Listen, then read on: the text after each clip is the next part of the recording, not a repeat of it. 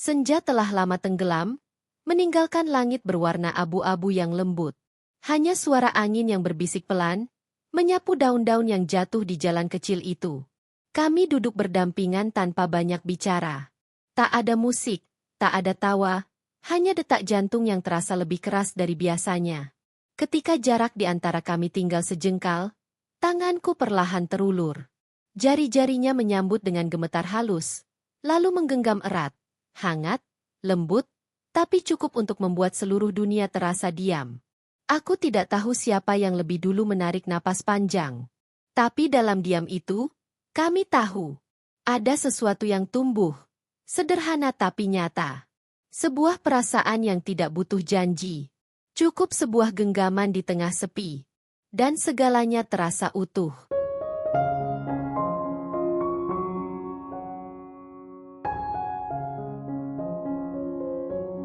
Namaku Putri Prameswari, 37 tahun. Sudah 5 tahun aku hidup sendiri setelah pernikahanku berakhir dengan tenang. Banyak orang bilang aku beruntung. Punya rumah besar, karir stabil sebagai manajer di perusahaan multinasional, dan gaya hidup yang bisa dibilang nyaman. Tapi tidak banyak yang tahu. Di balik setiap senyumku di depan kaca mobil, ada sepi yang tak pernah kutemui jawabannya. Setiap pagi, rutinitasku nyaris tak pernah berubah. Pukul 6, aku sudah duduk di meja makan dengan secangkir teh melati hangat. Jam setengah 7, suara lembut dari luar rumah terdengar. "Selamat pagi, Bu Putri. Mobil sudah siap." Suara itu, suara yang selalu terdengar tenang dan berjarak. "Terima kasih, Andi. Saya sebentar lagi." Andi, sopir pribadiku, berusia sekitar 40 tahun. Ia bukan tipe pria yang banyak bicara.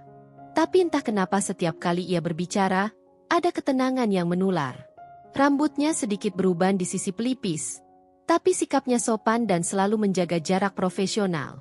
Sudah 2 tahun ia bekerja untukku, dan aku tak pernah punya keluhan.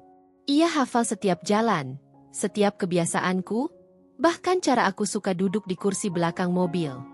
Dalam perjalanan ke kantor, kami jarang berbicara. Biasanya aku membaca laporan atau menjawab email dari ponsel. Tapi pagi itu, entah kenapa aku menatap pantulan wajahku di kaca mobil dan berkata pelan. "Kadang saya iri, Andi.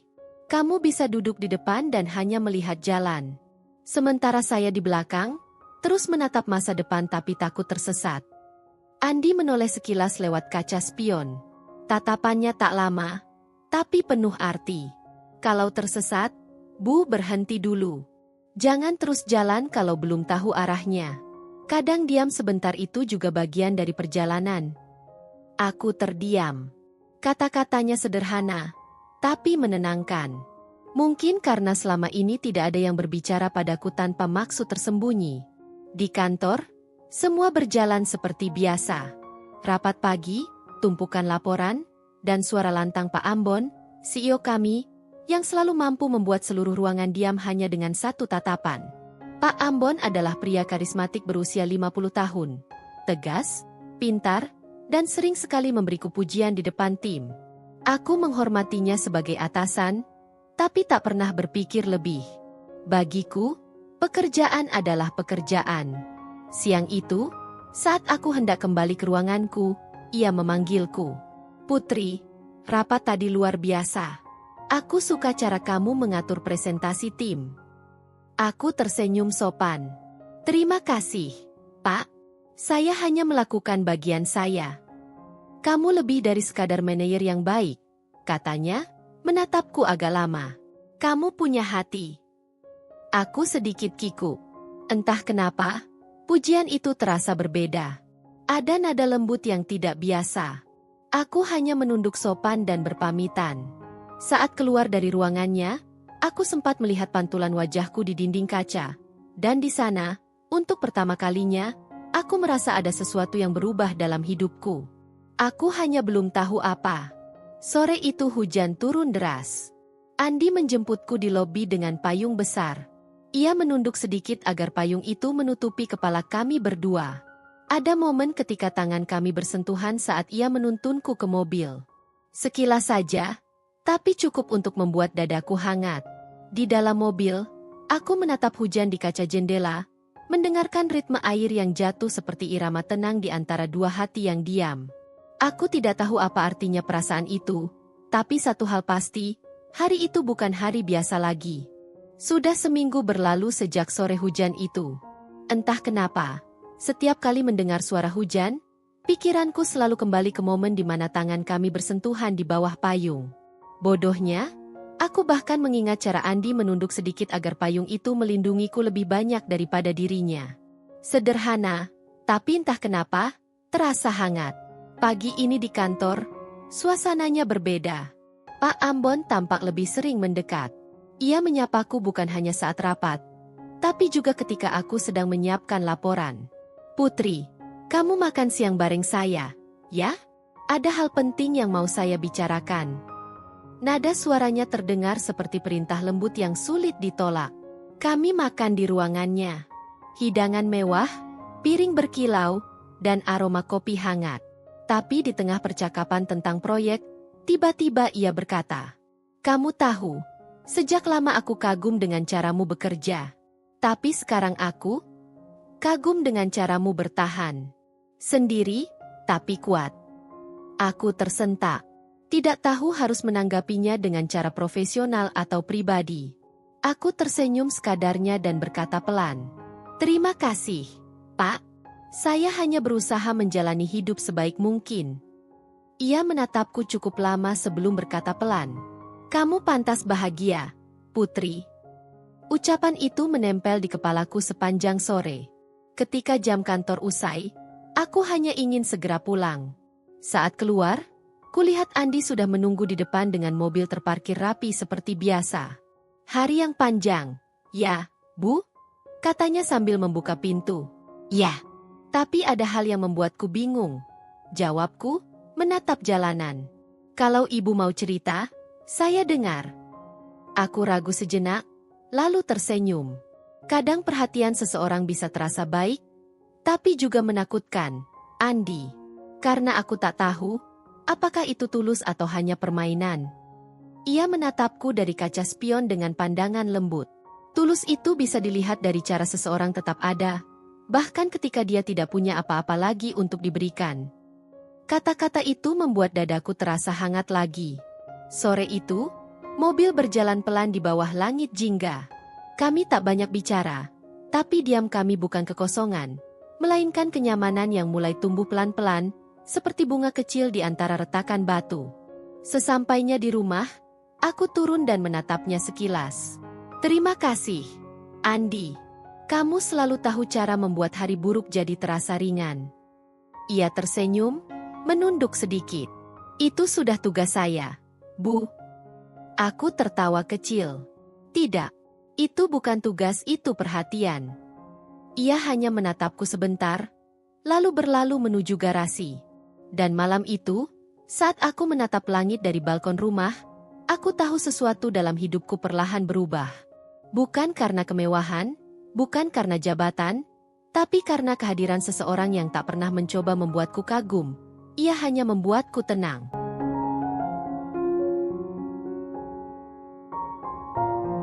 Hari itu dimulai seperti biasa, kopi, berkas, dan rapat pagi. Namun entah mengapa, suasana kantor terasa sedikit berbeda. Tatapan beberapa karyawan terasa aneh, seolah mereka menahan bisik-bisik. Aku berusaha tidak peduli. Di dunia kerja, gosip memang seperti udara, selalu ada, meski tak terlihat. Sekitar pukul 2 siang, sekretaris CEO mengetuk pintuku. "Bu Putri, Pak Ambon ingin Bapak." Maksud saya Ibu, hadir di acara makan malam internal nanti malam. Hanya beberapa manajer yang diundang. Aku mengangguk sopan. Acara seperti itu sudah biasa. Biasanya untuk membicarakan strategi atau proyek baru. Tapi kali ini, ada sesuatu dalam nada suara sekretaris yang membuatku ragu.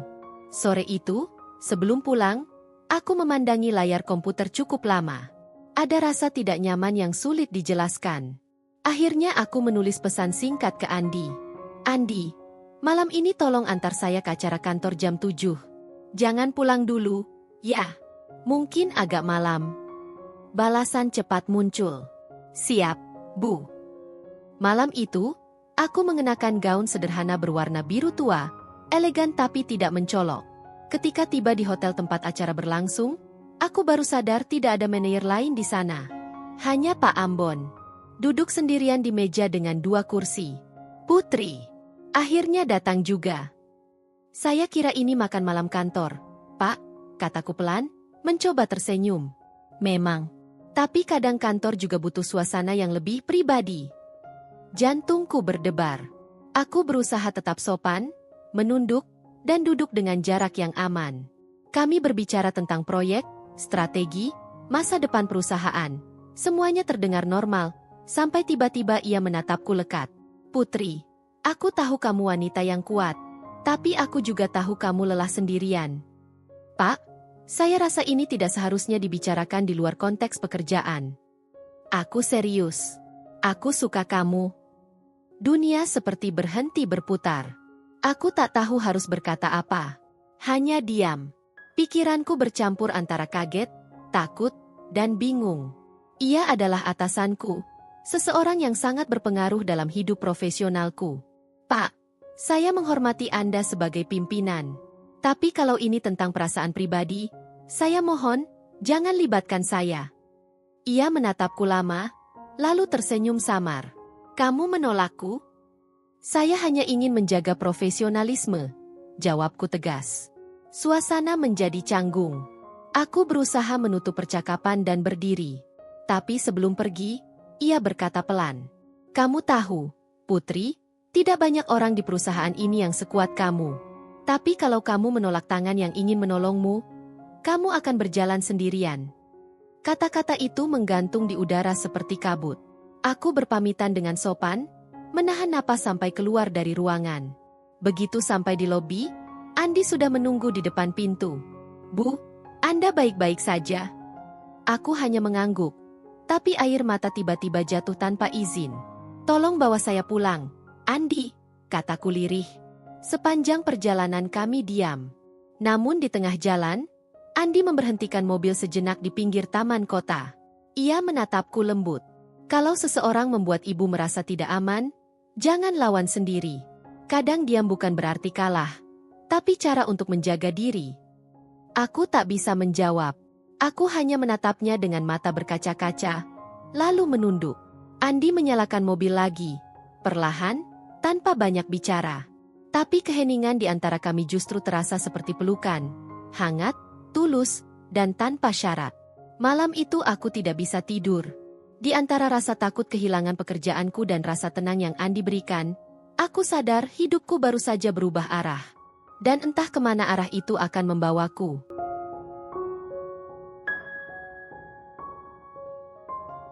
Sejak malam itu, aku berusaha menjaga jarak dari Pak Ambon. Setiap rapat, aku memastikan ada orang lain di ruangan. Setiap pesan pribadinya di ponsel, aku jawab dengan singkat dan formal. Tapi seperti bayangan, ia tetap mengikuti langkahku, bahkan tanpa harus hadir di dekatku. Hari-hariku di kantor menjadi canggung. Beberapa karyawan mulai berbisik pelan setiap kali aku lewat. Aku pura-pura tidak mendengar, tapi kata-kata seperti, bos besar suka dia, atau, makanya cepat naik jabatan, menancap diam-diam di benakku. Aku tak tahu mana yang lebih menyesakan, tekanan dari CEO atau tatapan curiga rekan kerja. Yang pasti, aku mulai kehilangan fokus. Bahkan Andi pun menyadari itu. Bu Putri, katanya suatu sore di perjalanan pulang. Ibu terlihat capek akhir-akhir ini. Kalau boleh tahu, apa karena pekerjaan? Aku menarik napas panjang. Aku cuma lelah dengan orang-orang. Andi, aku sudah bekerja keras. Tapi tetap saja, yang dilihat bukan hasil kerjaku. Orang akan selalu menilai. Bu, ujarnya pelan. Yang penting, ibu tahu kebenarannya sendiri. Aku menatapnya lewat kaca spion. Tatapannya tenang, seolah dunia tak bisa mengguncangnya. Entah kenapa, setiap kali aku berbicara dengannya, segala kekhawatiran terasa lebih ringan. Andi bukan sekadar sopir. Ia seperti tempat aku bisa menjadi diriku sendiri. Tanpa jabatan, tanpa masker. Beberapa hari kemudian, aku mendapat pesan singkat dari Pak Ambon. Jangan jauhi saya seperti ini, Putri. Saya sungguh-sungguh. Aku tidak membalas. Namun keesokan harinya, aku dipanggil ke ruangannya. Aku sempat berpikir untuk mencari alasan, tapi akhirnya aku memberanikan diri masuk. Duduklah, katanya pelan. Suaranya terdengar datar tapi matanya tajam. Saya hanya ingin memastikan kamu tidak salah paham. Perasaan saya tetap sama, tapi saya akan tetap profesional. Terima kasih, Pak, jawabku pelan, berusaha menatap lantai. Saya hanya ingin fokus bekerja. Ia mengangguk. Namun sebelum aku sempat pergi, ia menambahkan. Tapi kalau kamu terus menjaga jarak seperti ini, orang akan berpikir kamu sedang menyembunyikan sesuatu. Aku tercekat. Ancaman halus itu membuat tenggorokanku terasa kering. Aku keluar dari ruangan dengan langkah cepat, dan begitu sampai di lift, aku baru sadar tanganku bergetar. Malamnya, aku kembali duduk di mobil bersama Andi. Ia menatapku sekilas lalu bertanya lembut. Apa ada yang salah, Bu? Aku menggeleng, tapi air mataku jatuh begitu saja. Aku cuma capek. Rasanya tidak ada tempat yang aman lagi. Andi menepikan mobil di tepi jalan. Ia tidak berkata apa-apa.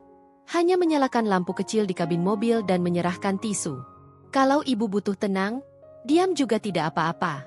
Saya di sini. Aku terisak pelan. Untuk pertama kalinya setelah sekian lama, aku tidak berusaha menahan diri. Aku hanya diam. Sementara mobil itu menjadi ruang paling tenang yang kumiliki malam itu. Sesaat kemudian, Andi menatapku lembut. Ibu tahu, saya dulu juga pernah bekerja di tempat yang tidak adil. Tapi saya belajar satu hal. Kadang kita harus berani kehilangan sesuatu untuk bisa menjaga diri sendiri. Aku menatapnya, dan di detik itu, dunia terasa berhenti. Ada sesuatu dalam suaranya yang membuat dadaku hangat.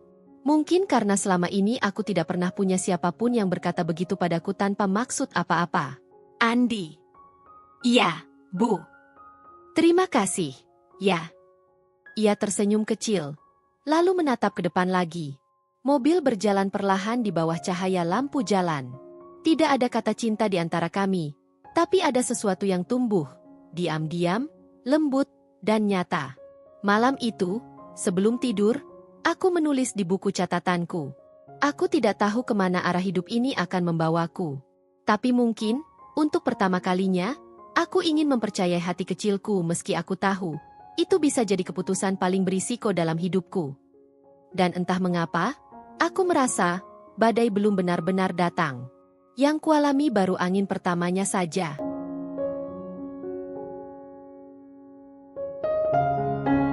Pagi itu udara terasa berbeda. Mungkin bukan karena cuaca, tapi karena caraku memandang dunia sudah berubah. Aku, yang dulu selalu fokus pada pekerjaan, kini lebih sering menatap keluar jendela mobil, memperhatikan bagaimana matahari pagi jatuh di pipi Andi yang sedang menyetir dengan tenang. Entah sejak kapan, keberadaannya mulai berarti lebih dari sekadar sopir. Ia bukan hanya orang yang mengantarkanku dari rumah ke kantor, tapi seseorang yang membuat perjalanan terasa lebih hidup. Namun di kantor, situasinya semakin rumit. Bisik-bisik tak lagi pelan. Beberapa rekan mulai memandangku dengan senyum miring, dan aku bisa menangkap kata dekat dengan CEO dari mulut mereka. Aku menunduk, pura-pura tidak peduli. Tapi hatiku panas. Aku ingin berteriak bahwa aku tidak seperti yang mereka pikirkan. Namun di dunia kerja, diam seringkali lebih aman daripada membela diri. Siang itu, saat aku keluar dari ruang rapat, Pak Ambon menahanku di koridor. Putri, kamu tampak menjauh. Padahal aku hanya ingin melindungimu dari gosip-gosip itu. Aku menghela napas. Saya menghargai niat baik Bapak, tapi saya bisa menjaga diri. Ia tersenyum samar. Kamu keras kepala seperti biasa. Tapi ingat, orang bisa salah menilai. Aku hanya menunduk sopan lalu berlalu. Tapi sejak hari itu, aku tahu gosip tidak akan berhenti, justru semakin ramai. Sore harinya, di dalam mobil, Andi menatapku lewat kaca spion. Rasanya hari ini berat. Ya, Bu. Iya, jawabku pelan. Aku mulai merasa seperti terjebak dalam permainan yang tidak aku pilih. Ia terdiam sebentar, lalu berkata, "Kalau ibu merasa tidak nyaman di tempat itu, mungkin sudah saatnya berpikir untuk keluar." Aku tersenyum pahit. "Kamu tidak tahu, Andi. Aku sudah membangun karierku di sana selama bertahun-tahun. Itu seperti rumahku. Kadang rumah juga bisa berhenti jadi tempat pulang, Bu, kalau sudah terlalu banyak dinding yang menyakitkan." Kata-katanya menusuk lembut. Aku menatap keluar jendela, menahan air mata.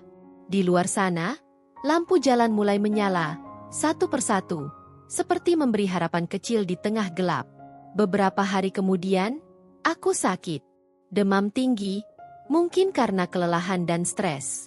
Aku mencoba menghubungi sekretaris untuk izin, tapi ternyata Andi sudah tahu lebih dulu.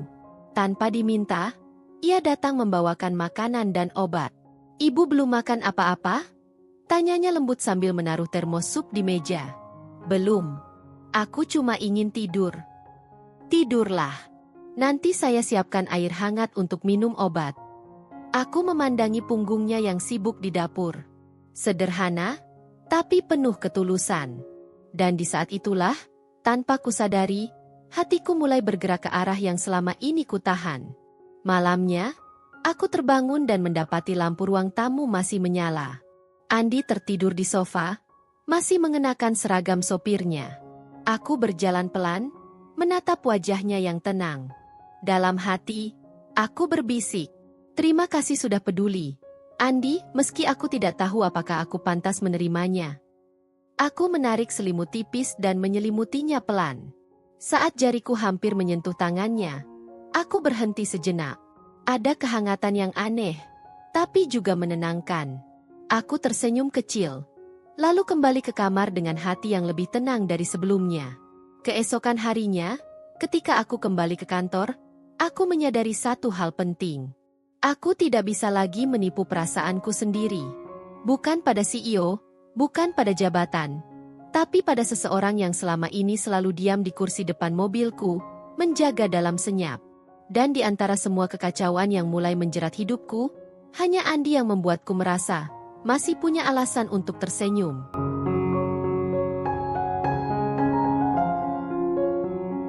Hari itu berjalan biasa. Setidaknya sampai seseorang mengetuk pintu ruanganku dengan ekspresi yang tak biasa. Lina, rekan kerja yang cukup dekat denganku, masuk dengan wajah tegang.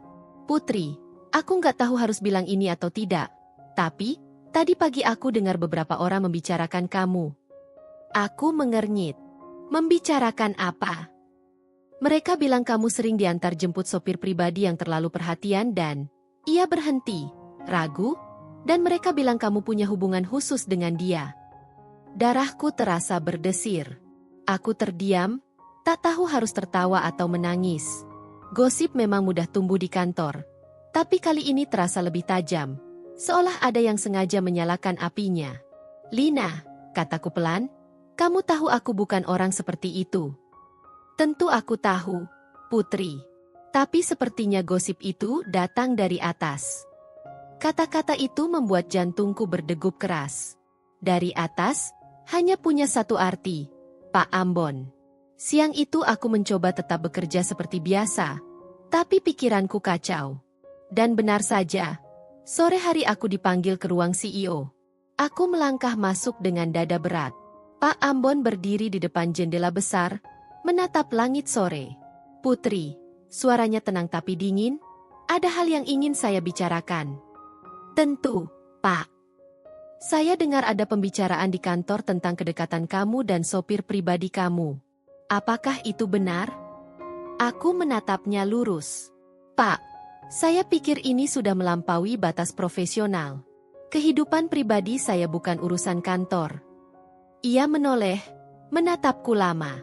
"Tapi kamu bekerja di bawah saya. Reputasi perusahaan bisa ikut terpengaruh. Saya tidak ingin itu terjadi." "Atau mungkin," kataku hati-hati, "Bapak tidak ingin reputasi Bapak yang terganggu." Ada kilatan kecewa di matanya. Ia mendekat beberapa langkah, tapi masih menjaga jarak. "Saya tidak ingin kamu terseret gosip, Putri. Tapi kalau kamu memang punya hubungan dengan dia, itu akan sulit untuk saya lindungi." Aku tahu kalimat itu bukan peringatan, tapi ancaman halus. Aku menunduk, menahan gemetar di tangan. Saya sudah cukup hati-hati. Pak, tolong jangan libatkan hal pribadi ke pekerjaan saya. Aku meninggalkan ruangannya dengan langkah berat. Dan ketika pintu lift tertutup, aku menatap bayangan diriku di cermin. Seorang wanita yang berusaha terlihat kuat, tapi hatinya mulai retak. Malamnya di dalam mobil, aku tak bisa menahan diri untuk bercerita. Andi, ada hal yang harus kamu tahu, kataku pelan. Ia menatapku lewat kaca spion. Tentang apa, Bu? Pak Ambon tahu atau setidaknya, dia mencurigai kita dekat. Dan aku yakin, gosip di kantor juga datang dari dia. Andi menarik napas panjang. Saya sudah duga, Bu. Tapi saya nggak mau ibu kena masalah karena saya. Masalah ini bukan salah kamu, Andi. Aku hanya lelah. Aku bekerja keras untuk dihargai, tapi malah dihakimi karena perasaan. Ia memutar kemudi perlahan, lalu berkata dengan nada tegas namun lembut. Kalau begitu, biar saya yang mundur, Bu. Saya nggak mau ibu kehilangan segalanya gara-gara saya. Aku menoleh cepat. Jangan bicara begitu. Kamu satu-satunya orang yang membuat aku masih kuat. Keheningan memenuhi mobil. Hanya suara hujan yang mulai turun pelan di kaca depan. Andi menatap lurus ke jalan, tapi aku tahu pikirannya sama beratnya denganku. Setibanya di rumah, aku berdiri di depan pagar sambil menatapnya. Andi, panggilku sebelum ia pergi. Ia menoleh, wajahnya tampak teduh di bawah lampu jalan. Kalau suatu hari aku harus kehilangan banyak hal, aku harap bukan kamu yang pertama pergi. Ia tidak menjawab, hanya tersenyum kecil, lalu menunduk hormat sebelum berlalu. Dan malam itu, aku berdiri lama di depan rumah, menatap mobilnya yang menjauh pelan. Hatiku berdebar keras, bukan karena takut tapi karena aku tahu, badai besar benar-benar akan datang.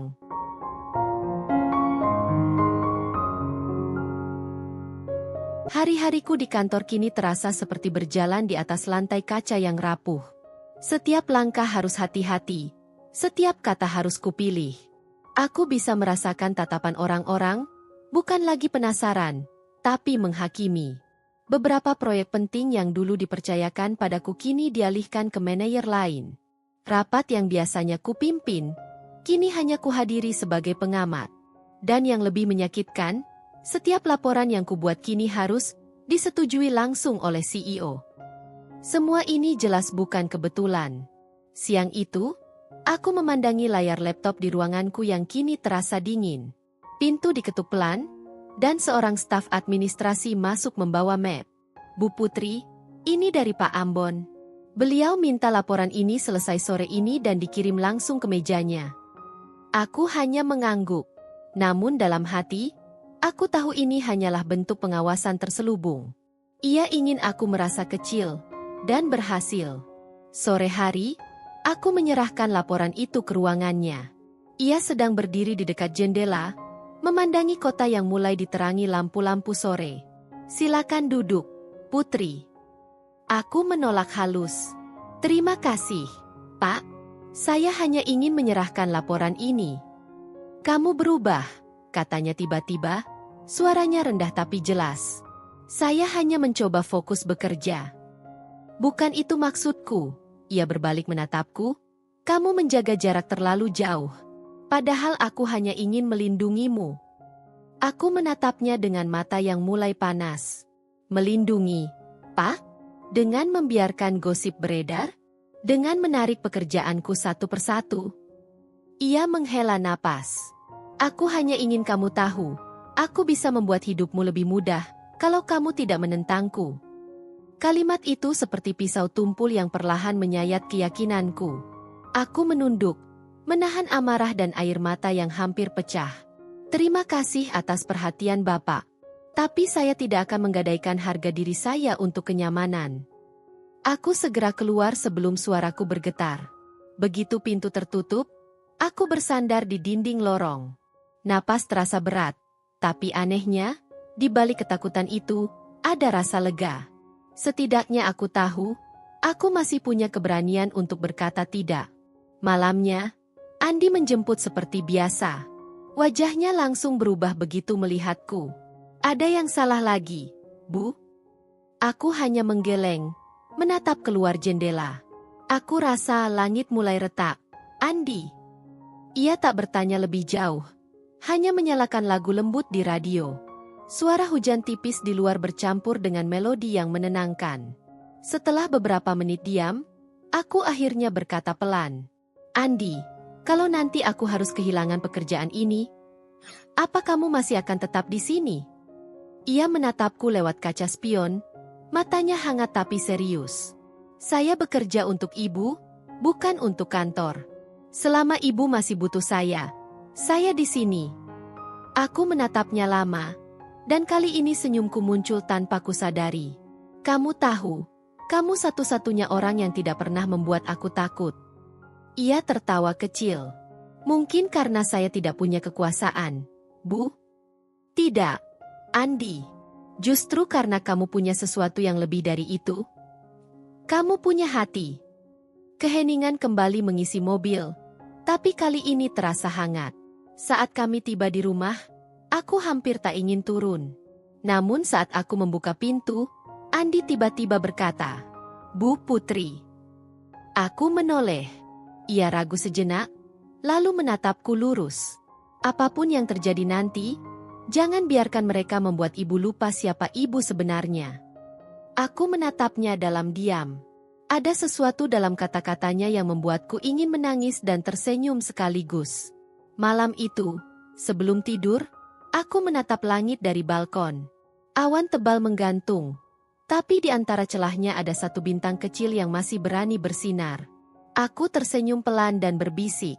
Mungkin aku belum kalah, selama masih ada satu orang yang percaya padaku. Dan di kejauhan, entah mengapa, aku merasa yakin, Andi adalah satu-satunya orang yang akan tetap berdiri di sisiku ketika langit benar-benar runtuh.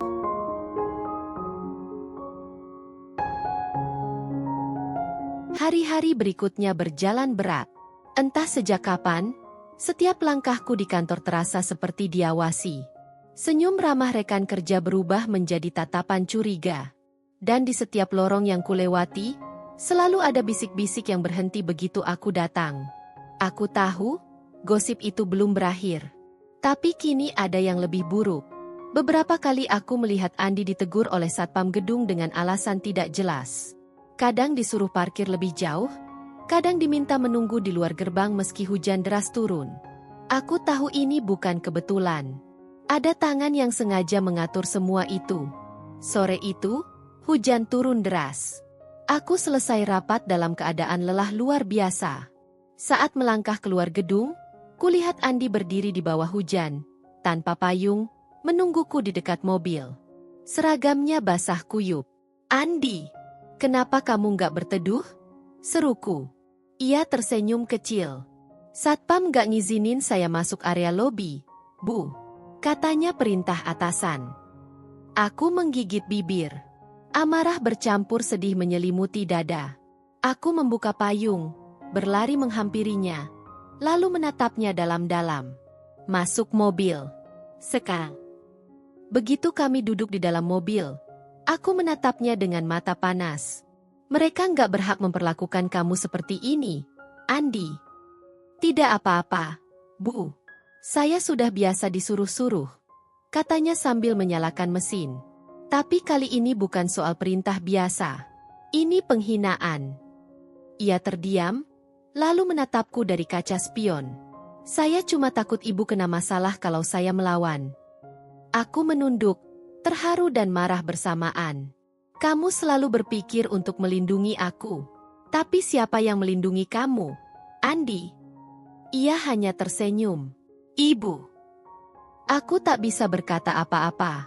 Dalam diam, aku sadar, perasaan ini bukan lagi sekadar simpati. Aku benar-benar takut kehilangan dia. Beberapa hari kemudian, situasi semakin memburuk. Aku mendapat surat panggilan rapat khusus dari HRD. Dalam ruangan yang penuh suasana tegang, aku duduk berhadapan dengan Pak Ambon dan dua pimpinan lain. Bu Putri, kata salah satu dari mereka, Kami menerima laporan bahwa hubungan ibu dengan sopir pribadi mulai mengganggu suasana profesional di lingkungan kerja. Aku menatapnya kaku. Hubungan seperti apa yang Bapak maksud? Kedekatan yang berlebihan.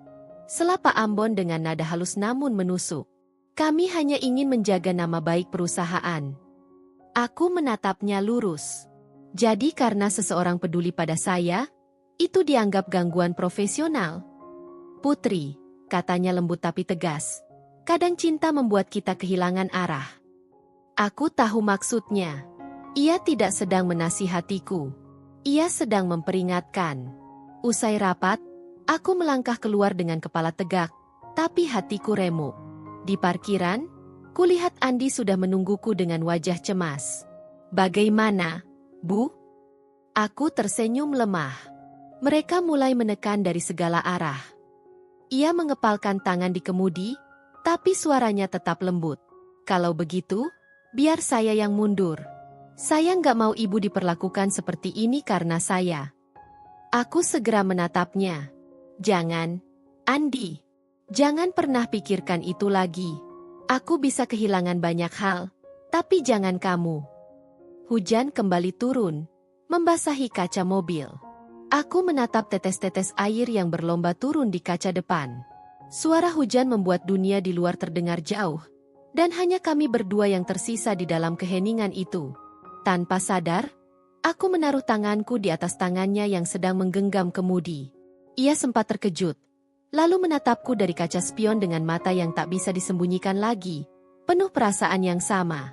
Aku menarik tanganku perlahan, berdehem, lalu berkata pelan.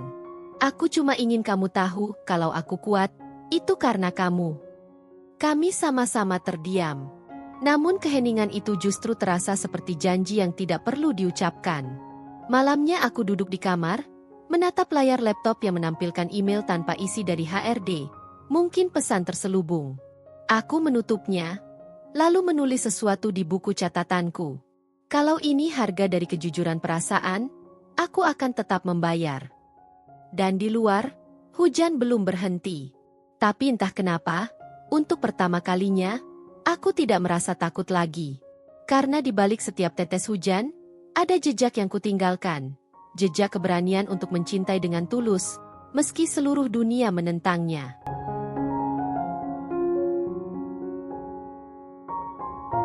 Hari-hari berikutnya seperti berjalan di antara dua jurang. Di satu sisi ada karir yang sudah kubangun selama bertahun-tahun. Di sisi lain ada seseorang yang membuatku merasa hidup kembali. Dan aku tahu, cepat atau lambat, aku harus memilih salah satunya. Pagi itu, aku masuk kantor lebih awal dari biasanya. Koridor masih sepi. Lampu-lampu baru menyala setengah. Namun di mejaku, sudah ada sebuah amplop putih dengan tulisan tangan rapi. Untuk Ibu Putri penting. Tanganku bergetar saat membukanya. Isinya hanya satu lembar surat resmi dari HRD, surat pemanggilan investigasi. Alasannya, hubungan personal yang dianggap mempengaruhi objektivitas profesional. Aku menghela napas panjang. Ini bukan sekadar peringatan lagi. Ini ancaman nyata. Ketika aku keluar kantor sore itu, Andi sudah menungguku seperti biasa. Tapi kali ini wajahnya terlihat berbeda. Lebih tegang, lebih lelah. Bu, boleh saya bicara sebentar sebelum kita jalan? Tentu. Ada apa? Ia menyerahkan sebuah amplop coklat. Ini surat pengunduran diri saya. Aku terpaku. Apa maksudmu, Andi? Saya nggak mau ibu terus ditekan karena saya. Kalau saya pergi, semua akan tenang lagi. Aku menatapnya, tidak percaya. Jangan bilang kamu mau pergi karena mereka. Kamu tahu betapa pentingnya kamu untuk aku. Ia menunduk, matanya berkaca. Justru karena itu, Bu. Saya nggak mau jadi alasan ibu kehilangan segalanya. Aku menggeleng keras. Air mataku mulai menetes. Andi, dengar, aku bisa kehilangan jabatan, uang, bahkan reputasi. Tapi aku nggak mau kehilangan seseorang yang selalu jujur sama aku. Ia memalingkan wajah keluar jendela, menahan perasaan yang jelas terguncang. Hujan turun lagi. Seperti setiap kali hidupku sedang diuji. Kami hanya duduk diam di dalam mobil, mendengarkan suara hujan yang jatuh di atap seperti irama duka. "Bu," katanya akhirnya, "kadang mencintai juga berarti melepaskan." Aku menatapnya. Dan kadang, melepaskan justru bentuk dari menyerah. "Aku tidak akan menyerah, Andi." Ia menatapku lama. Lama sekali. Tatapan yang tak butuh kata-kata untuk menjelaskan betapa dalam perasaan yang tumbuh di antara kami.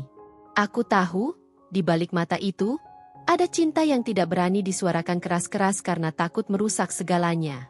Keesokan harinya, suasana kantor semakin tegang. Surat-surat pemeriksaan mulai beredar, gosip makin liar. Aku tahu siapa dalangnya, tapi aku memilih diam. Sampai akhirnya aku dipanggil lagi ke ruang CEO.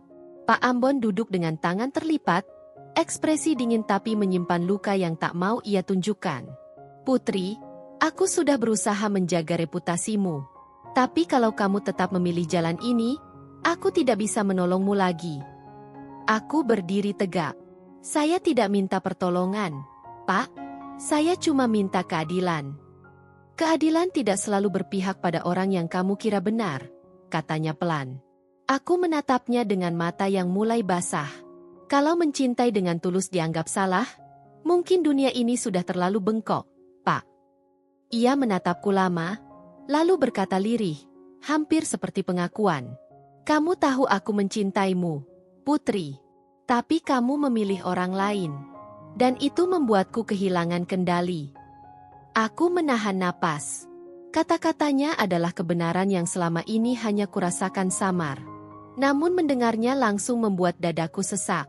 "Saya tidak memilih karena siapa yang punya kuasa, Pak," jawabku pelan. "Saya memilih karena siapa yang membuat saya merasa dihargai sebagai manusia." Aku meninggalkan ruangan itu tanpa menoleh. Langkahku gemetar, tapi hatiku mantap. Malamnya, Andi datang ke rumahku dengan wajah ragu. Saya dengar ibu dipanggil lagi ke kantor. Iya. Sepertinya mereka sedang menyiapkan keputusan akhir. "Kalau begitu, biar saya pergi duluan. Supaya ibu nggak ikut terseret." Aku mendekat, menatapnya lurus. "Kalau kamu pergi, aku juga akan pergi." Ia terdiam, menatapku seolah tak percaya. "Ibu serius?" "Sangat serius. Aku sudah terlalu lama hidup di bawah bayangan orang lain. Sekarang aku ingin hidup di bawah cahaya hatiku sendiri." Kami berdiri diam. Lalu, tanpa banyak bicara, Andi menggenggam tanganku. Genggaman yang hangat, sederhana, tapi penuh makna. Aku merasakan tenaganya, ketulusannya, dan keberanian yang menular ke hatiku. Di luar, hujan mulai reda. Dan di dalam rumah kecil itu, aku tahu satu hal pasti. Hari esok tidak akan mudah. Tapi untuk pertama kalinya, aku siap menantangnya. Bukan sebagai manajer sukses, tapi sebagai putri, seorang wanita yang berani mencintai tanpa takut kehilangan.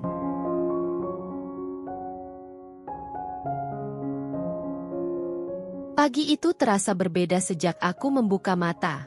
Ada hawa berat di udara, seperti firasat yang berusaha memperingatkanku tentang sesuatu yang akan datang. Teleponku berdering, pesan dari sekretaris HRD.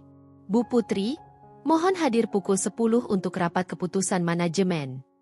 Aku menatap pesan itu lama. Rasanya seperti membaca akhir dari sebuah bab yang tidak ingin kututup. Namun, aku tahu, hari itu tak bisa kuhindari. Sebelum berangkat, Andi menatapku dari depan pintu rumah. "Bu, apa ibu yakin mau datang sendiri?" "Aku harus datang, Andi. Ini tentang kehormatanku, bukan hanya pekerjaanku." Ia mengangguk pelan, lalu menatapku dengan mata yang berat. "Apapun yang mereka putuskan nanti, saya tetap di pihak ibu." Kata-kata itu seperti payung di tengah hujan badai.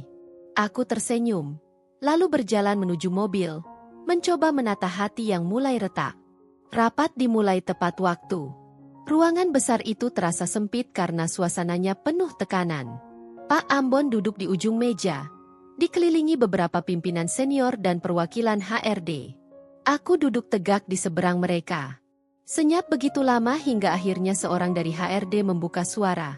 Setelah melalui evaluasi, perusahaan menilai bahwa hubungan personal antara Ibu Putri dan salah satu staf non-karyawan tetap telah berdampak pada citra internal. Maka, keputusan manajemen adalah, aku menahan napas. Ibu Putri dinonaktifkan dari jabatan manajer, efektif mulai hari ini. Kata-kata itu menggema di telingaku. Semuanya hening, kecuali detak jantungku sendiri. Aku ingin marah, tapi tidak bisa. Yang ada hanya perasaan hampa, seolah seluruh kerja keras bertahun-tahun runtuh dalam sekejap. Pak Ambon menatapku. Nadanya datar tapi matanya tak bisa menyembunyikan sesuatu. Saya harap kamu mengerti, Putri. Ini keputusan terbaik untuk semua pihak. Aku menatapnya lurus. Untuk semua pihak, atau hanya untuk Bapak? Ia terdiam. Aku berdiri, menunduk sedikit ke arah semua yang hadir. Terima kasih atas kepercayaan selama ini. Saya mungkin kehilangan jabatan, tapi saya tidak kehilangan diri saya sendiri. Lalu aku keluar dari ruangan itu dengan langkah yang tegap, meski hatiku bergetar hebat. Di parkiran, aku mendapati Andi berdiri menungguku. Wajahnya cemas. Bagaimana hasilnya, Bu? Aku tersenyum lemah. Seperti yang sudah kita duga. Aku sudah bukan siapa-siapa di sana. Ia menunduk. Saya minta maaf, Bu. Semua ini gara-gara saya.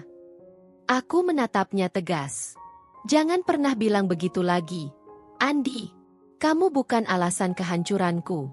Kamu justru alasan kenapa aku masih bisa berdiri setelah semuanya jatuh. Ia tak berkata apa-apa. Hanya menatapku lama, lalu perlahan mendekat.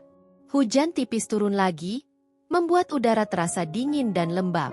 Andi melepas jaketnya, memayungiku dengan itu.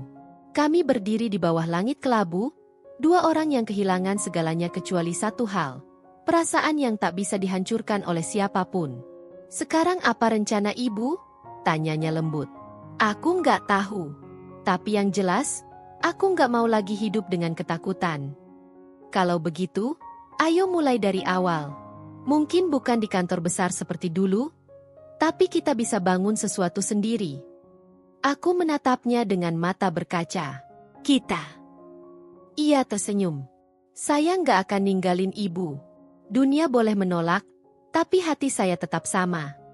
Untuk pertama kalinya setelah sekian lama, aku menangis. Bukan karena sedih, tapi karena akhirnya aku merasa bebas.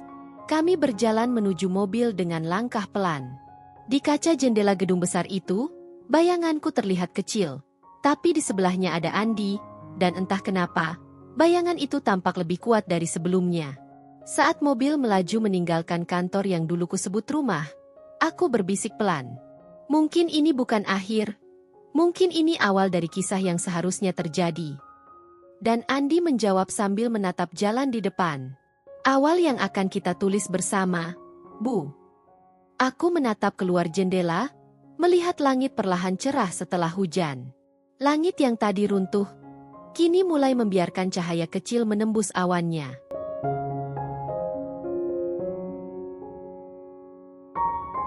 Sudah 3 hari sejak aku resmi keluar dari perusahaan. 3 hari tanpa jadwal rapat, tanpa email panjang, tanpa panggilan mendesak. Awalnya terasa kosong, tapi perlahan. Kekosongan itu mulai terasa seperti kebebasan. Pagi itu aku duduk di teras rumah, menatap taman kecil yang selama ini tak sempat kurawat. Burung-burung kecil berkicau di ranting, seolah mengajarkan arti sederhana dari bahagia. Andi datang membawa 2 gelas teh hangat. Pagi, Bu. Saya buatkan teh melati kesukaan ibu. Terima kasih, Andi. Kami duduk berdampingan tanpa banyak bicara. Sesekali aku memandangi wajahnya dari samping. Ada ketenangan di sana, tapi juga kekhawatiran yang tak bisa disembunyikan. Andi, kataku pelan, kamu gak harus terus di sini, loh. Aku tahu hidupmu juga punya arah sendiri. Ia tersenyum kecil. Arah saya sudah lama berhenti, Bu. Tepat di sini, di samping ibu. Aku menatapnya lama, tidak tahu harus membalas dengan kata atau diam. Hatiku hangat sekaligus takut. Aku tahu cinta kami tulus, tapi dunia di luar sana belum tentu bisa menerimanya. Siang itu, aku menerima panggilan tak terduga dari seorang rekan lama. Namanya Ratna, dulu teman satu divisi sebelum aku naik jabatan. Putri, aku dengar kabar tentang kamu. Aku sedih, tapi juga bangga. Kamu berani melawan sistem. Terima kasih, Ratna. Aku cuma mengikuti hati. Kebetulan, aku lagi bangun proyek baru. Aku butuh orang sepertimu.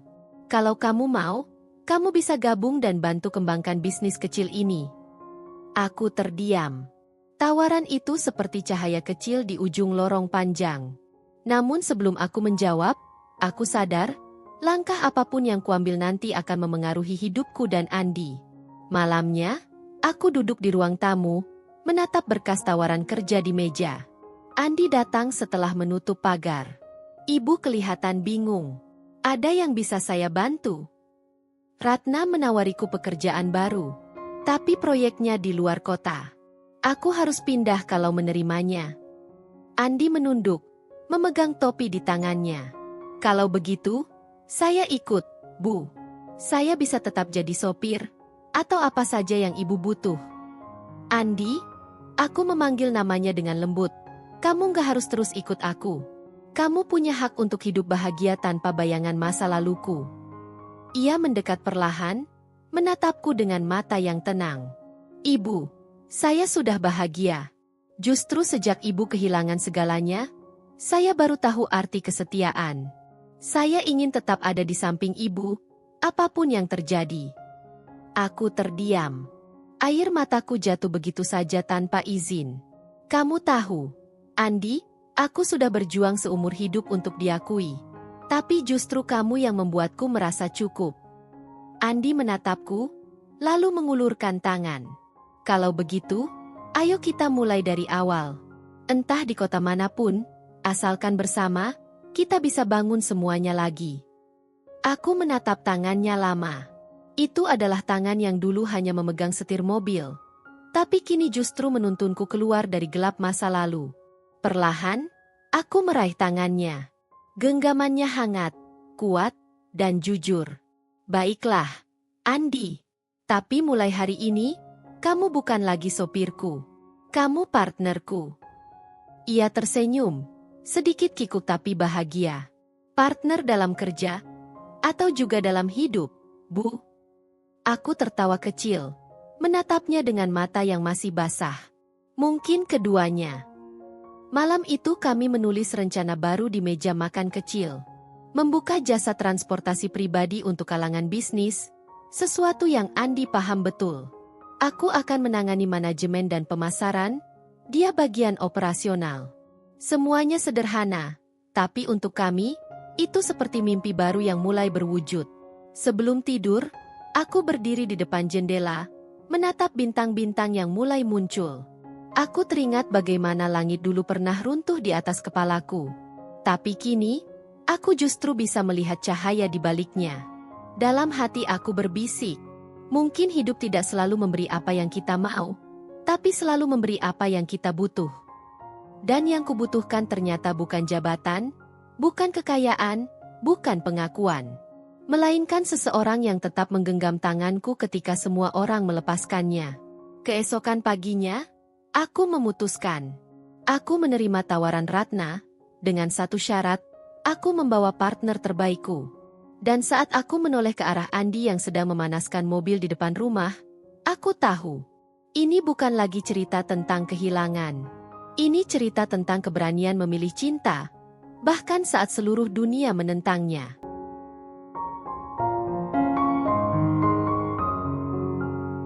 Sudah 2 minggu sejak aku meninggalkan kota itu. Kini, hidupku terasa lebih tenang. Tanpa gedung tinggi, tanpa rapat penuh tekanan, tanpa tatapan curiga. Aku dan Andi memulai semuanya dari nol di kota kecil pinggir pantai. Tempat Ratna membuka proyek transportasi bisnisnya. Rumah kami sederhana, tapi cukup hangat. Di halaman belakang, ada pohon mangga tua yang rindang. Setiap pagi, aku duduk di bawahnya sambil menyiapkan rencana kerja. Sementara Andi sibuk mengecek kendaraan yang akan diservis. Bu, kalau ibu terus kerja di bawah pohon itu, nanti kulitnya gosong, kata Andi sambil tertawa kecil. Nggak apa-apa, jawabku. Daripada dulu kerja di ruangan ber-AC tapi hatiku beku. Ia tersenyum, lalu kembali fokus memperbaiki mobil. Aku memandangi punggungnya, sederhana, tapi entah kenapa selalu membuatku merasa aman. Kadang aku berpikir, bagaimana mungkin seorang wanita sepertiku, yang pernah duduk di ruang rapat mewah dan mengatur banyak orang, kini merasa lebih bahagia hanya karena bisa melihat seseorang bekerja dengan tulus. Hari-hari kami berlalu dengan cepat. Bisnis kecil yang kami rintis mulai berjalan. Beberapa klien Ratna mulai menggunakan jasa transportasi kami, dan Andi menjadi sopir utama karena keramahannya yang luar biasa. Aku mengatur jadwal, membuat laporan, dan merancang promosi kecil-kecilan. Suatu sore, setelah selesai mengantarkan tamu, Andi duduk di teras dengan wajah penuh keringat tapi bahagia. Ibu, hari ini klien bilang pelayanan kita luar biasa. Mereka mau pakai jasa kita lagi minggu depan. Aku tersenyum lebar. Lihat, kan? Aku bilang juga, kalau kerja dengan hati, hasilnya akan balik dengan indah. Ia mengangguk, lalu menatapku dengan pandangan lembut. Saya belajar itu dari ibu. Aku menunduk, tersenyum malu. Dalam hati, aku tahu, kami bukan lagi sekadar rekan kerja. Kami adalah dua jiwa yang saling mengisi luka masing-masing hingga perlahan sembuh. Malam itu, kami duduk di pantai yang tak jauh dari rumah. Angin laut berhembus lembut, menggoyang rambutku. Langit penuh bintang, dan suara ombak menjadi musik alami yang menenangkan. Andi, kataku pelan, kamu pernah menyesal nggak ikut aku sampai sejauh ini? Ia menatap laut, lalu menoleh padaku. Nggak pernah, Bu. Justru ini pertama kalinya saya merasa hidup benar-benar punya arah. Padahal kalau kamu tetap di kota, mungkin kamu bisa punya pekerjaan lebih baik. Ia tertawa kecil. Apa gunanya pekerjaan bagus kalau tiap hari saya harus pura-pura bahagia? Aku terdiam. Kata-katanya sederhana, tapi menampar lembut. Mungkin kami berdua sama-sama pernah hidup dalam kepalsuan. Aku dengan ambisi, dia dengan rutinitas. Dan kini, kami sama-sama belajar arti hidup sesungguhnya. Tenang, jujur, dan penuh kasih. Andi kemudian menatapku, sedikit ragu tapi mantap. Bu, saya tahu saya cuma pria biasa. Tapi kalau nanti kita sudah benar-benar stabil, saya ingin melamar ibu. Bukan sebagai sopir, tapi sebagai seseorang yang mau menjaga ibu selamanya. Aku tertegun. Hembusan angin laut seakan berhenti sejenak. Aku menatap matanya. Mata yang dulu hanya kulihat lewat kaca spion, kini menatapku dengan penuh keberanian. Andi, suaraku hampir tak keluar. Kamu tahu betul, aku bukan wanita muda lagi. Aku punya masa lalu yang rumit. Ia tersenyum lembut. Saya tahu, Bu. Tapi justru itu yang membuat saya menghormati ibu. Saya jatuh cinta bukan karena masa lalu ibu, tapi karena cara ibu bertahan. Air mataku mengalir tanpa bisa kutahan. Aku menunduk, lalu berkata lirih. Kalau begitu, izinkan aku memulai lembaran baru bersamamu. Kami saling menggenggam tangan. Tak perlu janji manis atau kata-kata indah, karena cinta kami sudah diuji oleh badai yang paling berat. Kini yang tersisa hanya ketulusan dan keberanian untuk melangkah ke masa depan bersama. Beberapa hari kemudian, kami mengadakan pertemuan kecil di rumah untuk merayakan 1 bulan berdirinya usaha kami. Ratna datang membawa kue, sambil bercanda. 2 orang yang dulu kerja di kantor penuh tekanan, sekarang malah jadi pengusaha sukses di kota pantai. Siapa sangka? Aku tertawa. Andi hanya menggaruk kepala sambil tersenyum malu. Di antara tawa dan cahaya senja yang menembus jendela, aku merasa Tuhan sedang tersenyum pada kami. Aku menatap Andi yang sedang membantu Ratna memindahkan kursi. Hatiku berbisik pelan, mungkin inilah arti sebenarnya dari langkah menuju cahaya. Bukan melupakan masa lalu, tapi berdamai dengannya. Dan untuk pertama kalinya, aku merasa hidupku benar-benar milikku. Bukan milik jabatan, bukan milik penilaian orang lain, tapi milik hati yang akhirnya berani memilih cinta.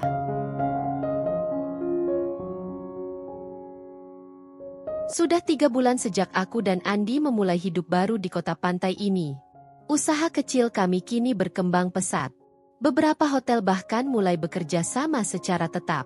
Setiap hari aku bangun dengan semangat yang belum pernah kurasakan selama bertahun-tahun.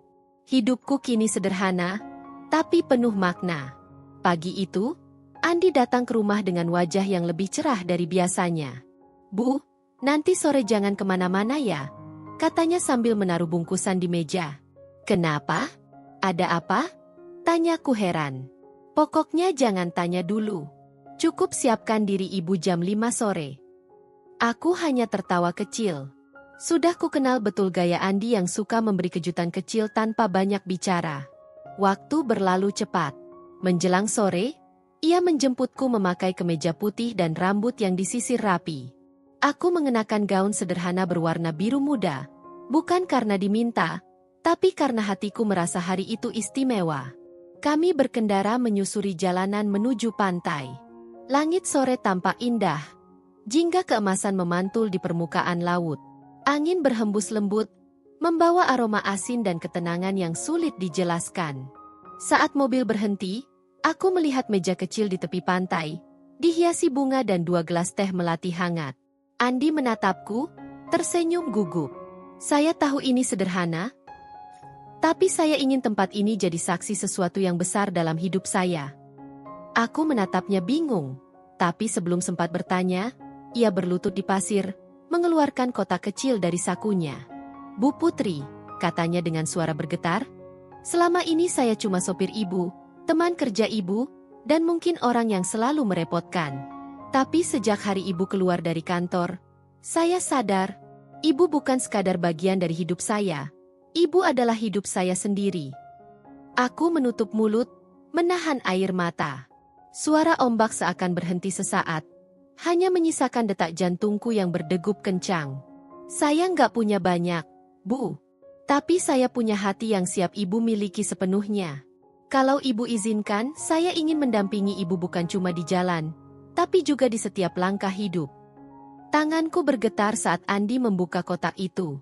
Di dalamnya, bukan cincin mahal, hanya cincin perak sederhana yang terlihat dikerjakan dengan tangan. "Saya buat ini sendiri," katanya pelan. "Sederhana, tapi setiap goresannya saya buat dengan doa." Air mataku akhirnya jatuh. Aku mengangguk tanpa suara, lalu berkata pelan, "Andi, bukan hartamu yang kubutuhkan.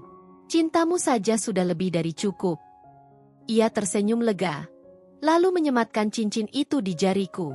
Aku memeluknya erat, bukan pelukan penuh gejolak, tapi pelukan 2 jiwa yang akhirnya menemukan rumahnya.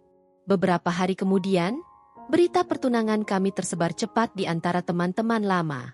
Sebagian mengucapkan selamat, sebagian lagi berbisik-bisik di belakang. Tapi yang paling mengejutkan adalah pesan dari Pak Ambon. "Selamat, Putri. Aku harap kau bahagia dengan pilihanmu. Maafkan aku yang dulu terlalu egois." Aku menatap layar ponsel cukup lama, lalu menjawab dengan hati tenang. "Terima kasih, Pak. Justru dari semua itu, saya belajar arti ketulusan." Satu pesan itu menutup luka lama yang dulu membuatku sulit bernapas. Kini, tak ada dendam. Hanya rasa syukur. Karena dari kejatuhan itu aku akhirnya menemukan cinta sejati. Hari pertunangan kami berlangsung sederhana, di taman belakang rumah. Beberapa tetangga dan teman dekat datang membawa doa. Ratna berdiri di sampingku, menahan haru. "Putri," katanya sambil menggenggam tanganku, "aku tahu perjalananmu nggak mudah. Tapi lihat sekarang, kamu bersinar tanpa perlu berada di atas siapapun." Aku tersenyum dan menatap Andi yang sedang sibuk melayani tamu. "Ya, benar. Aku tak lagi butuh panggung besar. Cukuplah cinta yang kecil tapi nyata." Saat semua tamu mulai pulang, Andi menghampiriku dan berkata pelan, "Bu, saya tahu hidup kita nggak akan selalu mudah setelah ini. Tapi saya janji, apapun yang terjadi nanti, saya akan tetap menggenggam tangan ibu seperti hari ini." Aku menatapnya dengan mata berkaca-kaca. Janji yang sama dari aku juga. Andi, kalau nanti kita jatuh lagi, kita jatuh bersama dan bangkit bersama. Ia mengangguk, lalu menatap langit malam yang mulai berbintang. Lihat, Bu, bintangnya banyak sekali malam ini. Iya, jawabku pelan, dan aku merasa semuanya tersenyum untuk kita. Kami berdiri berdampingan, tangan saling menggenggam, menatap langit. Tidak ada musik megah, tidak ada pesta mewah, tapi di dalam hati kami, ada harmoni paling indah yang pernah kudengar, ketulusan. Aku menutup mataku sejenak dan berkata dalam hati, Tuhan, terima kasih. Karena dari kehilangan, Kau ajarkan aku cara mencintai dengan benar. Dan malam itu, di bawah cahaya bintang, aku tahu, ini bukan akhir kisah kami. Ini awal dari kehidupan yang benar-benar baru.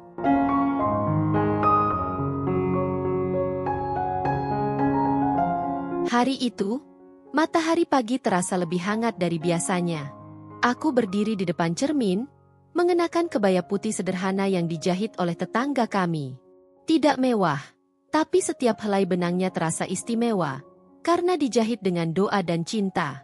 Di halaman rumah kecil kami, tamu-tamu mulai berdatangan. Suara tawa, musik lembut, dan aroma bunga melati memenuhi udara. Hari ini, aku akan menikah. Bukan dengan seseorang yang berstatus tinggi, bukan dengan lelaki kaya raya, tapi dengan seseorang yang membuatku percaya lagi pada arti kesetiaan. Andi. Andi berdiri di bawah tenda putih, mengenakan kemeja lengan panjang dan kain songket abu-abu. Wajahnya tenang, tapi matanya berbinar seperti anak kecil yang baru saja melihat mimpinya jadi nyata. Saat aku berjalan mendekat, ia tersenyum. Senyum yang selama ini menuntunku melewati masa-masa tergelap hidupku. Akhirnya ya, Bu, katanya pelan, saat aku sampai di hadapannya. Aku tersenyum. Bukan akhir, Andi. Ini justru awal dari segalanya. Upacara pernikahan kami berlangsung singkat dan hikmat. Ketika aku mengucap janji, aku bisa merasakan seluruh perjalanan hidupku terputar di kepala. Dari ruang kantor yang dingin dan penuh tekanan, surat pemecatan yang dulu terasa seperti bencana, hingga sore sederhana di tepi pantai saat Andi melamarku dengan cincin perak buatannya sendiri. Semua itu bukan kehancuran. Semua itu ternyata bagian dari rencana yang lebih besar. Rencana yang membawaku pada kebahagiaan yang sesungguhnya. Setelah ijab kabul selesai, tepuk tangan kecil terdengar. Beberapa tetangga meneteskan air mata haru. Ratna memelukku erat dan berbisik, "Aku bangga padamu, Putri. Kau membuktikan bahwa cinta sejati tak selalu datang dari tempat yang tinggi, tapi dari hati yang rendah dan tulus." Aku hanya bisa menjawab, "Mungkin dulu aku kehilangan pekerjaan, tapi sebenarnya aku sedang disiapkan untuk menemukan cinta." Malamnya, setelah semua tamu pulang, aku dan Andi duduk di teras rumah. Langit malam bertabur bintang, sama seperti malam ketika ia pertama kali memintaku untuk percaya padanya. "Bu," katanya pelan. Sekarang saya boleh panggil ibu." "Apa ya?" "Rasanya aneh kalau masih panggil Bu, terus." Aku tertawa kecil. "Kamu boleh panggil aku apa saja, asalkan kamu tetap jadi Andi yang dulu. Sopan, sabar, dan penuh kasih." Ia tersenyum malu, lalu menggenggam tanganku. "Kalau begitu, saya panggil sayang saja. Lebih singkat, tapi artinya panjang." Aku terdiam, lalu tertawa. Kamu memang gak pernah kehabisan cara bikin aku tersenyum. Hari-hari setelah pernikahan kami berjalan sederhana namun penuh warna. Usaha transportasi kami makin berkembang. Kami merekrut beberapa sopir baru. Semuanya orang-orang yang dulu sempat kehilangan pekerjaan dan butuh kesempatan kedua. Aku sengaja memilih mereka, karena aku tahu rasanya kehilangan arah. Kini, justru dari kesulitan itu, kami membangun sesuatu yang membawa manfaat bagi banyak orang. Suatu sore, salah satu karyawan baru menghampiriku. "Bu Putri," katanya dengan gugup, "saya ingin berterima kasih. Karena ibu mau menerima saya, padahal saya punya masa lalu yang tidak baik." Aku tersenyum dan menepuk pundaknya. Jangan berterima kasih padaku. Berterima kasihlah pada diri sendiri, karena masih mau berusaha. Saat ia pergi, Andi datang dari belakang dan berbisik. Lihat, Bu, sekarang ibu yang jadi sosok inspirasi bagi orang lain. Aku menatapnya dengan mata lembut. Aku cuma belajar dari pengalaman. Kadang, untuk jadi cahaya bagi orang lain, kita harus lebih dulu melewati gelap. Andi menatapku lama, lalu berkata, "Dan kamu, Putri, adalah cahaya itu." Aku tersenyum, lalu menyandarkan kepala di bahunya. Angin sore berembus lembut, membawa aroma laut yang menenangkan. Sekarang, setiap kali aku melihat ke belakang, aku tidak lagi merasa sakit. Semua luka yang dulu kutakuti kini menjadi bagian dari kekuatanku. Aku pernah di puncak, pernah jatuh ke dasar, dan kini aku berdiri di tengah, tempat yang paling damai. Aku tidak lagi mengejar pengakuan dari dunia luar. Karena aku tahu, kebahagiaan sejati bukan tentang seberapa tinggi kita berdiri, tapi seberapa dalam kita mampu mencintai dan memberi arti. Aku menatap Andi yang tertidur di kursi panjang teras, lelah setelah seharian bekerja. Di wajahnya ada kedamaian yang sederhana, kedamaian yang selama ini kucari dalam rapat-rapat dan angka-angka. Kini aku menemukannya. Di sini, dalam kehidupan yang mungkin tak sempurna tapi penuh cinta. Aku menatap langit, lalu berbisik pelan. Terima kasih, Tuhan, karena dulu kau biarkan aku kehilangan segalanya, agar aku belajar menemukan hal yang benar-benar berharga. Dan malam itu, aku tahu, akhir dari perjalanan panjangku bukanlah titik berhenti, tapi awal dari kehidupan yang lebih indah, bersama seseorang yang mencintaiku apa adanya.